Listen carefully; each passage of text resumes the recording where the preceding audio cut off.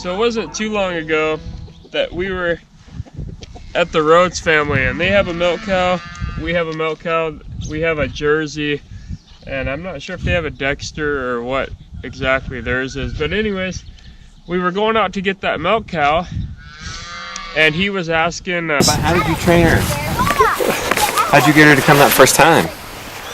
Yeah, I don't know, I guess. That's the trick. Okay, kids, you stay here till Stud Muffin, till I'm back through here and it's safe. Everybody on that side of the line. I want to catch a bear. You can come. You've been around. Okay. Stud Muffin No. handle. We do always treat them, so they always get a little treat when they come. Or he asked me, how do you get your cow to come? I said, well, you call her by name. And he said, well, that's fine and dandy, but how did you get her to do it the first time? And I actually didn't really know how he did it. And I think the main thing with a cow is they learn by repetition, and they learn by doing the same thing every single day. So whether it's really the name that she hears, it's the fact that we say the same thing when we come out here at pretty much the same time in the morning. And that is enough to, we don't have to go get her. Of course, another thing that Justin's doing is you know, he's got electric fence around her, so she's not up at the barn either when they're ready to milk. Now, Belle is in our barnyard. She's not right at the barn, but she's in the barnyard area because we take her away from the calf overnight. Instead of bringing, another thing Justin does is he pulls the calf away from the cow instead of the cow away from the calf, because the calf is going to eat less overnight. Well, here we still have Belle grazing out in the barnyard, and so it doesn't matter if we're pulling the calf or we're pulling the cow here. It just works great either way. So that was an interesting deal. But yeah, she pretty much comes. She does come by name, and we just call her in. We don't go out and get her. We just call her. We bring her in at night, and then we let her back out to the calves when we're done milking, and it works out really well.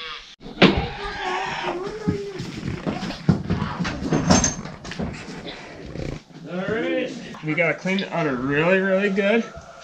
Okay, can you get down here with me? Clean the udder really good. And we gotta make sure there's no dirt. Okay, now, put your hand here and squeeze and pull. And get the milk coming. And we gotta get milk a little bit, and we put a little bit on the floor. That's called stripping the teeth. Good. Put some iodine on each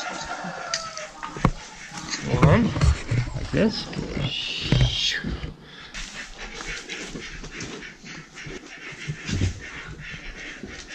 Get them really good. Iodine is what disinfects any nasty stuff on there. And then after that, we're ready to milk. So you take one side with one teat, one side with the other, and you clean it up really, really good. Just like that. And then you move it over to the other side so you have new, fresh rag. Now it's time to milk. Okay, so I'll get on this side. Watch the tail. Got whipped. Okay, and then you just start milking. Here, scoot your chair forward a little bit more. I can't. Watch, you can. Go like this. Watch. You put your hand on there, and then you pull down. So put your hand on there, and I'll show you. Yeah, put your hand on there. Put your hand on there. Go like this. Go like this. On the top of it. Get out of here. Get out of here, Marble. Can you chase him out? Keep Marble out of here. What? Alright. We're still milking it. We're milking this morning. Okay, keep trying, Zoe. Just put your hand over there. You can do it. You want to watch Mama? Alright, Zoe. Good try.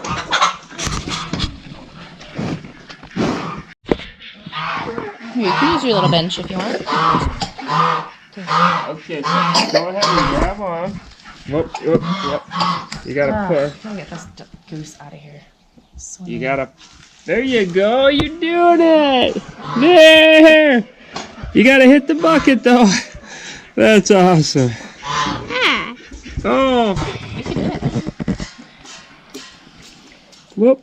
Yep. Straight down. Oh, that other side's full. Watch out, you gotta move forward. So one thing, this year Belle is standing much more still than last year. Last year was her first year that we milked her, and she's just a lot easier to milk, even just 1 year into this. So if you're having a milk cow that kind of dances around quite a bit when you milk, you know, I mean, she didn't do it a lot, but she was harder to get in the stanchion last year. I think there is a learning curve for that milk cow that you just have to give her a little bit of time to learn. And, oh, good job, Zoe! You did a really good job. Wow. Do you want to try?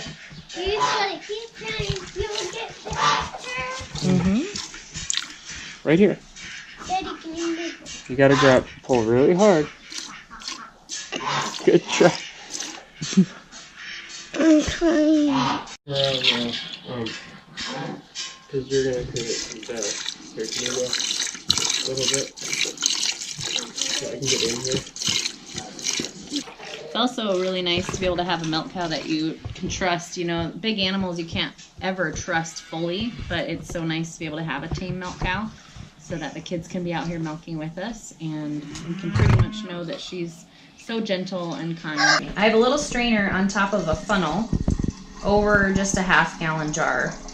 And I have this cheesecloth over the top of the strainer so it acts as a double strainer.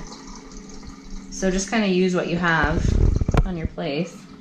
You could see there's debris from her shaking her tail and stuff, so it's not a perfect method, but that's why I have this double cheesecloth or a dish towel in with the strainer. And then the funnel as well. It's also really important to get the milk right in so that you have the least amount of time for the milk to be contaminated outside. You know, in a barn there's dust and everything else, so you want to get it in, you want to get it funneled, you know, you want to get it filtered right away, and you want to get it in the fridge to get cooled right away. That's really important for just keeping overall milk safety first.